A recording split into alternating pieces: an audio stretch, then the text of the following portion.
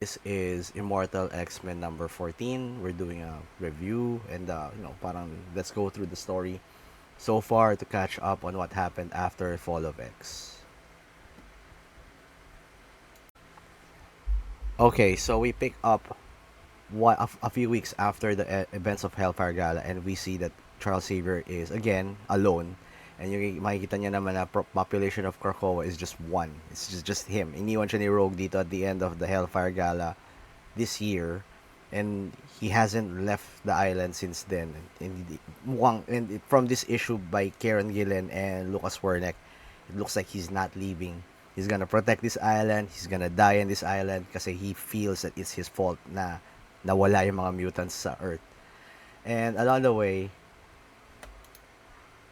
ayun nga, nagfa-flashback yung story to what happened prior to the attack ng Orchis before a lot of mutants died. Hindi pa sila nabubuhay, hindi pa sila binubuhay dahil walang magbubuhay sa kanila.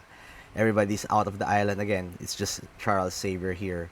He ditched his helmet. It's just wala. His old self, and he's growing a beard. I kind of like the beard. Kind of adds more character to him. I mean, he's a dick, pero having a different look once in a while is okay. I mean, si Reed Richards in the Fantastic Four run ni Dan Slott, he had a beard, so parang it's okay naman din.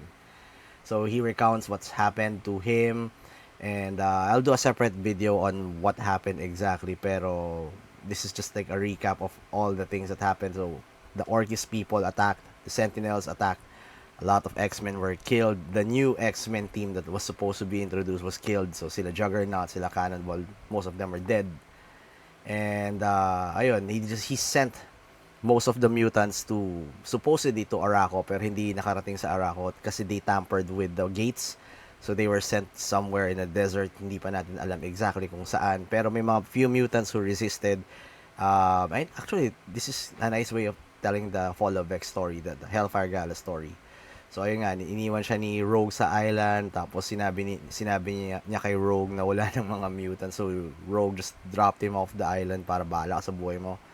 And now here, so since this is Immortal X-Men, you can expect that the characters here are going to be the Quiet Council characters. So one of them is Sebastian Shaw, and he ditches him being a mutant kasi parang ang usapan nila with Orchis is he gets to own the island of Krakoa.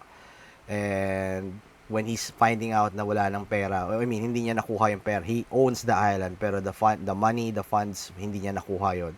He goes to the Hellfire Gala, and he meets with Mother Righteous, who struck a deal with in the previous stories, Sins of Sinister.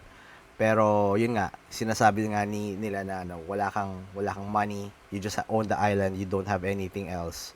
So, and they also kicked him out of the Hellfire Club, which is ironic kasi for the longest time he's identified as the member of the Hellfire Club. And then also he finds out that the person who owns the funds ng Krakoa, all the things that they earned when they were working harmoniously back in like last year and last year, is the Kingpin, who is now the White King. And also he finds out na buhay pa si Emma Frost. She is still on Earth, and she is still working on the shadows.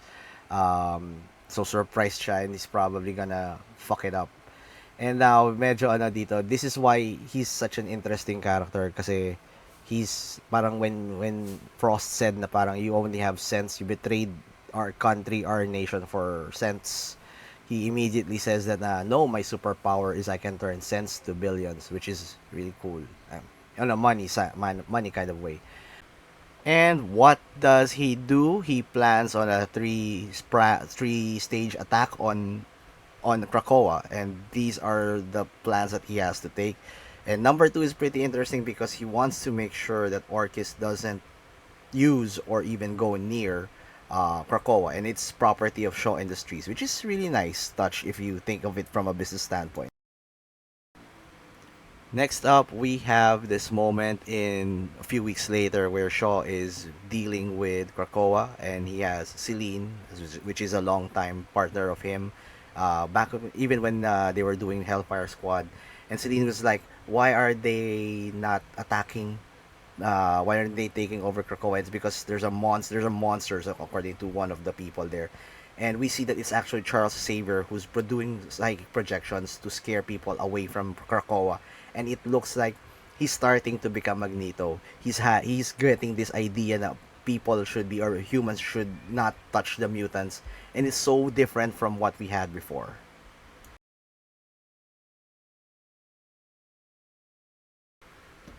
Next up, we have the people or the mutants who went to the desert, which is still undiscovered and unrevealed at the moment. So this is 250,000 mutants, and the only person capable of leading them right now is Exodus. And along with for them is members of the Immortal X-Men team rather, which is si Destiny and si Hope. Destiny is obviously a wreck kasi nawawala si Mystique, and Mystique, by the way, escaped, resisted Charles's psychic attack or psychic manipulation during the Hellfire Gala, so she's MIA right now, or she's missing in action right now. Along with her is Hope Summers, who's trying to tell her na you have to get a grip, you have to stop, being a wreck. We need you to focus. We need you to be the ice queen, bitch queen that you are. And then there's this moment wherein, what do you call this? See, Exodus just really goes out and becomes a leader. And it's very interesting for me kasi this is like the story of Moses and how he led the Israelites in the desert to the promised land. This is like a nice analogy to that, with Moses being Exodus. He's not God, he's not the chosen one, but he will lead the people to the right path. And it's also nice kasi in the previous issues, Hope is kind of hating on Exodus already. She doesn't like what he's done, and now this mutant messiah will understand why Exodus is such a good character. And hindi siya parang out of left field na kinuha. There is a real reason, even in the after the events of Powers of X and House of X, makikita mo na talagang mission talaga ni Exodus was to take care of the spiritual side of things, aside from Nightcrawler.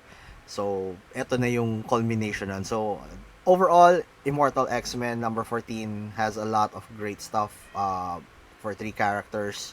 So it's a really good read. I love it. Kieron GIllen and Lucas Werneck does a really great job for art and story.